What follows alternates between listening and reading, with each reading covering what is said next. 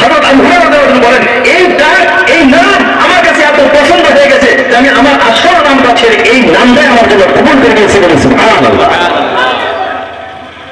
এই মাদ্রাসাটা, সুফা মাদ্রাসা, এটা অবস্থাটা কি ছিল? দরিদ্রতা ঘেরা, কেউ কিছু দিলে দিছে, পাইছে খাইছে, না হয় না এমনি থাকছে। হাদিস গ্রন্থের ভিতরে আছে, হাদিসের অনেক কিতাবের ভিতরে আছে, অনেক সময় সাহাবায়ে কেরাম বিশেষ করে ঈশার নামাজের সময়, বিশেষ করে ঈশার নামাজের সময় নামাজের অবস্থায়, ফরজ নামাজের অবস্থায় বেহুশ হয়ে পড়ে যেত, বেহুশ হয়ে পড়ে যেত। আর এই যে সব সাহাবী পড়ে যেতেন, এইসব অধিকাংশ সাহাবা ছিলেন এই সুফার দলের সাহাবা। ক্ষুধার কারণে তারা বেহুশ হয়ে পড়ে যেতেন, এত দরিদ্রতার অবস্থা ছিল। হাদিসের ভিতরে আছে হযরত আবু হুরায়রা রাদিয়াল্লাহু তাআলার ঘটনা, ওটাই বলি, যেহেতু উনি শীর্ষ একজন ছাত্র, অন্যতম একজন ছাত্র, ওনার ঘটনা বলি। হযরত আবু হুরায়রা রাদিয়াল্লাহু তাআলা যখন ইসলামের শক্তি আসছে, প্রচুর মাল ইসলামের কাছে আসছে, হযরত ওমর রাদিয়াল্লাহু তাআলা আদাব পৃথিবীতে ওমরের হাতে কবজায়। হযরত আবু হুরায়রা রাদিয়াল্লাহু তাআলা একদিন জুমার দিন খুতবা দিতেছেন, জুমার খুতবা দিতেছেন। তো হাসি আসে, হাসি বুঝি তোমরা না, খেতে হাসি আসে। তো হযরত আবু হুরায়রা যখন হাসি আসছে, উনি পকেট থেকে একটা সুতি কাপড়ের রুমাল, কটন একটা রুমাল বাহির করে উনি নাকটা সাফ করছে। নাকটা সাফ করার পর কটন সুতি কাপড়, আমি কাপড় তো এটা। এখন হযরত আবু হুরায়রা নিজেকে নিজে সম্বোধনা করব, নিজেকে নিজে ডাক দিয়ে বলতেছে, আবু হুরায়রা, তুই তো সেই আবু হুরায়রা না, আজকে কটন কাপড় দিয়ে নাক সাফ করতেছো? আরে আবু হুরায়রা, তোমার কি মনে আছে তুমি মসজিদে নববীর সম্মুখে, মসজিদে নববীর গেটের সম্মুখে বেহুশ হয়ে পড়ে থাকতা?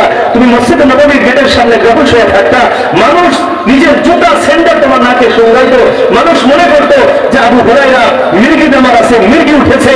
এরা আবু হুরায়রা, তুমি তো জানতা, আমি তো জানতাম যে আমার কোনো মির্গি ছিল না, তোমার কোনো মির্গি ছিল না, এটা তোমার ক্ষুধার তাড়নার কারণে তুমি বেহুশ হয়ে পড়ে থাকতা। আর একটা ঘটনা বলি, ঘটনা আবু হুরায়রা বলবো, তিরমিজি শরীফের ভিতরে ঘটনা বলি, এই ঘটনার আরেকটা, এটা তিরমিজি শরীফের ভিতরে আছে ঘটনাটি। আবু হুরায়রা রাদিয়াল্লাহু তাআলা বলেন, একদিন দুপুরের সময় ক্ষুধার তাড়নায়, গরমের সময় ক্ষুধার তাড়নায় সহ্য করতে পারতেছি না, আমি দুপুরের সময়, যে সময় সাধারণত আরবের মানুষ বাহির হয় না, সব জায়গার একটা বাহির হওয়ার সময় আছে, তো আমাদের দেশে তো দুপুরের সময় গরমের সিজনে কেউ দুপুরে বাহির হয় কোনো কাজে? বাহির হয় না। হযরত আবু হুরায়রা বাহির হয়েছে। এই সময় কোনো কারণবশত হযরত আবু বকর সিদ্দিক রাদিয়াল্লাহু তাআলা বাড়ি থেকে বেরিয়ে গেছে। এখন হযরত আবু হুরায়রা রাদিয়াল্লাহু তাআলা হযরত আবু বকরকে সালাম দেয়, আসসালামু আলাইকুম ওয়া রাহমাতুল্লাহি ওয়া বারাকাতুহু, হুজুর ভালো আছেন? আমার তো এই যে কোরআনের এই আয়াতটার তাফসীর মনে হয় কি ছিল, আপনি যদি অল্প বলতেন তাহলে খুব খুশি হইতাম। এটা বলতেছে আর আবু বকরের সাথে সাথে যাইতেছে, কিন্তু আবু বকর সাথে নেন নাই, মাসলা করে ঠেকেছে কারা। কিছু সময় পরে হযরত আবু বকর, হযরত ওমর বাহির হয়েছে, হযরত আবু হুরায়রা হযরত ওমরকে সালাম দিয়েছেন, ওমরকেও একটা মাসলা জিজ্ঞাসা করছেন। আবু হুরায়রা রাদিয়াল্লাহু তাআলা বলেন, আমার আসলে মাসলা জিজ্ঞাসা করার উদ্দেশ্য না, মাসলা তো আমার জানাই আছে, মাসলা তো আমি নিজেই জানি, তাফসীর তো আমি নিজেই জানি, আমার তাফসীর জিজ্ঞাসা করার উদ্দেশ্য না, আমার উদ্দেশ্য ছিল আবু বকর বাহির হইল, তার একটা কথা জিজ্ঞাসা করে তার সাথে সাথে বাড়ি পর্যন্ত যদি যাইতে পারি, তার বাড়িতে যদি কিছু থাকে আমরা যখন বাড়িতে নিয়ে যাবে, নেওয়ার পরে তো কিছু না গিয়ে তো আমাকে ফেলতে পারে, আমার খাওয়াটা হয়ে যাবে। আবু বকর সাথে নেই নাই। হযরত ওমর একটু সময় লাগছে, ওমর অবস্থাটা বুঝতে পারে নাই, ওমরও মাসলা তাফসীর করে যে ওমরও গেছে গা, ইনি মনটা মালিন করে বসে আছে, দুঃখিত করে বসে আছে। কিছু সময় পর আমার নবী হযরত মুহাম্মদ রাসূলুল্লাহ সাল্লাল্লাহু আলাইহি ওয়াসাল্লাম বাহির হয়েছেন। হযরত আবু হুরায়রা সালাম দিছে, আল্লাহ রাসূল সালাম শুনে মিষ্টি মিষ্টি হাসতেছে। আল্লাহ রাসূল বুঝতে পারছে যে এই সময় তো বাহির হওয়ার কথা না। জিজ্ঞাসা করতে, আবু হুরায়রা তুমি এই সময় কেন? বলে, আল্লাহ রাসূল এমনি বাহির হয়েছি। আল্লাহ রাসূল ঠিক আছে, আসো বুঝছি তুমি কিসের জন্য বাহির হয়েছো। আল্লাহ রাসূল তার স্ত্রীদের যে কোনো একটা বাড়িতে নিয়ে গেলেন, বাড়িতে জিজ্ঞাসা করলেন কিছু আছে, তো এক গ্লাস হাদিয়া দুধ ছিল, এক গ্লাস দুধ। তো আবু হুরায়রাকে এক গ্লাস দুধ। আল্লাহ রাসূল সাল্লাল্লাহু আলাইহি সাল্লাম বলেন যে এক কাম করো, সুফার দলের যে কয়জন আছে সবকে দেখে নিয়ে আসো, সবকটা। দুধ কতটুকু? এক গ্লাস। কারণ মানুষ প্রায় 40-50 জন ভিতরে আছে।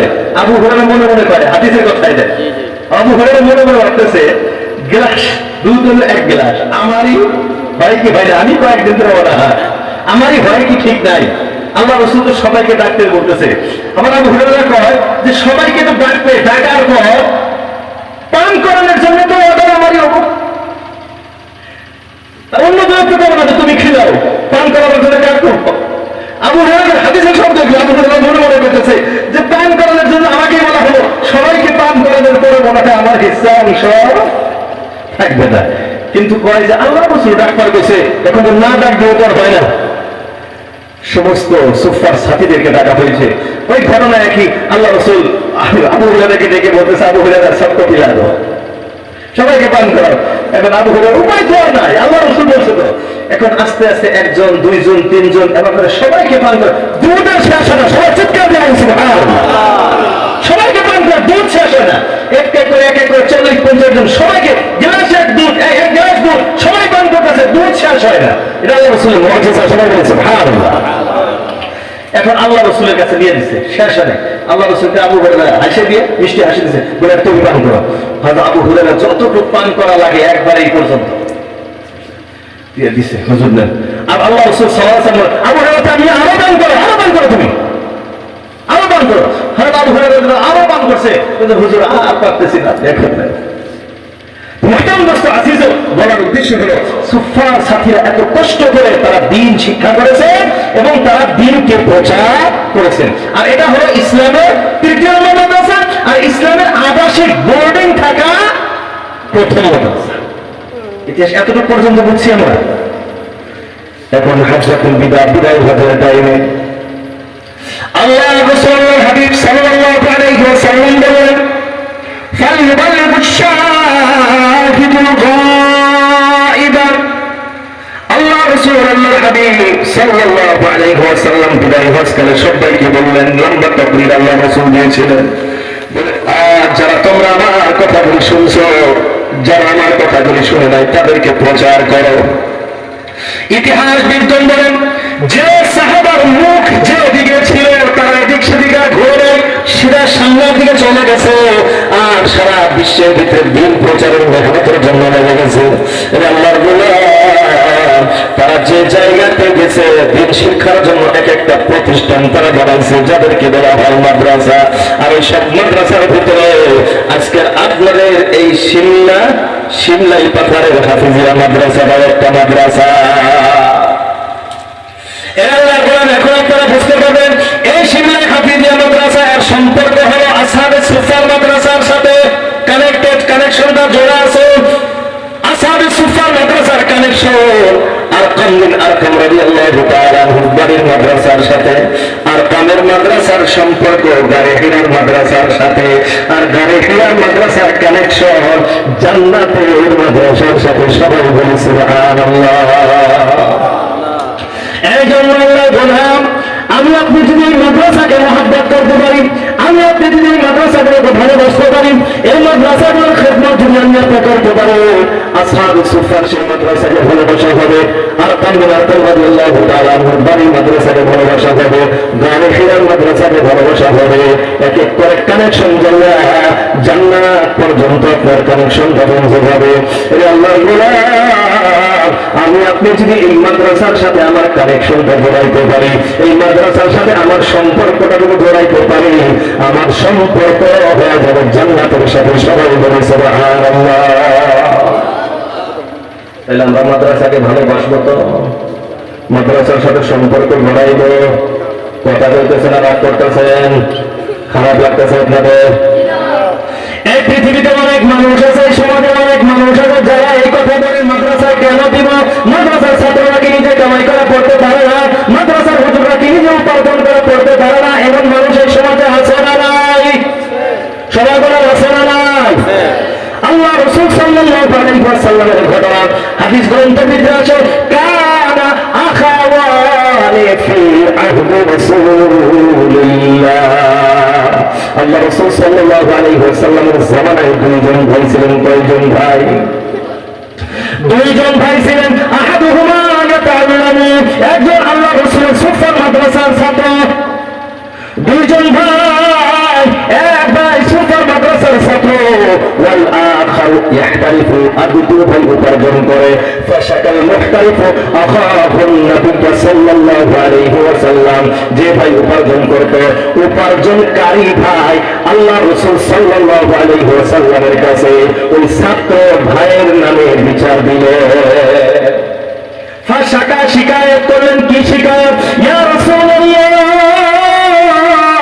আমরা বড় দরিদ্র মানুষ, আমরা বড় অভাবী মানুষ, আমরা দুইজন ভাই, আমি বড় মেহনত করে উপার্জন করি, বড় কষ্ট করে উপার্জন করি, আমার সংসারটা চালাই, পরিবারটা আমি চালাই। ও আল্লাহর রাসূল, আমার আরেকজন ভাই আপনার মাদ্রাসার ছাত্র, আপনার মাদ্রাসায় ভর্তি হয়ে গেছে, আমি তারে অনেক বুঝাইছি, আমার কথা শুনে না, মানে না। ও রাসূল, আপনি যদি আমার ভাইকে অল্প বুঝাইতো, সেও যদি আমার সঙ্গে উপার্জন করত, আমরা দুই ভাই উপার্জন করতাম, আমাদের সংসার উন্নতি হইত। ও আল্লাহর রাসূল, আমার ভাইকে আপনি অল্প বুঝায় কামাই করার জন্য বাহির করে দেন। এই যে প্রশ্ন, আর আমরা যে প্রশ্ন করি, প্রশ্ন একই না? একই প্রশ্ন তো। ওই ভাইদের বলতেছে যে ও কেন পড়বে, আমি কেন কামাই করে তাকে খাওয়াবো, সেও কামাই করে পড়ুক। আর আমরা এটাই বলি আমরা কেন মাদ্রাসায় দিব। তাহলে দুটোর ঘটনা এক মিল আছে তো? সবাই কথা বুঝতেছেন তো? আলহামদুলিল্লাহ। আল্লাহ রাসূলুল্লাহ হাবিব বিশ্বনবী সাল্লাল্লাহু আলাইহি ওয়াসাল্লাম এই ভাইকে জবাব দিলেন, লাআল্লাকা তুরযাকু বিহি, লাআল্লাকা, অবশ্যই, তুরযাকু, তোমাকে আল্লাহ রাব্বুল আলামিন যে রিজিক দেয়, তুমি যে রিজিক পাও, তুমি যে আল্লাহ রাব্বুল আলামিনের পক্ষ থেকে উপার্জন করতে পারো, বিহি, তোমার এই ভাইয়ের উসিলায় আল্লাহ তোমার রিজিক দেয়। সবাই বলে সুবহানাল্লাহ।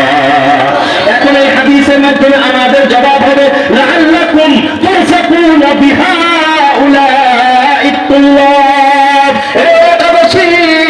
আপনাদেরকে আল্লাহ রাব্বুল আলামিন যে রিজিক দেয়, আল্লাহ রাব্বুল আলামিন আপনাদেরকে যে উপার্জন করার তৌফিকটা দেয়, আপনি যে 2-4 টাকা উপার্জন করতে পারতেছেন, আপনি যে কিছু টাকা পয়সা উপার্জন করতে পারতেছেন, রে আল্লাহর গোলাম, আপনার উপার্জন এই ছাত্রদের উসিলায় আল্লাহ রাব্বুল আলামিন দেন। এখন আপনারা বলেন যে আল্লাহ দিতে পারে, সেই আল্লাহ নিতে পারে কি পারে না? না, আল্লাহ তো শক্তি অল্প কমে গেছে, আল্লাহ তো বহুত বুড়ো হয়েছে, শক্তি পাওয়ার অল্প কমছে।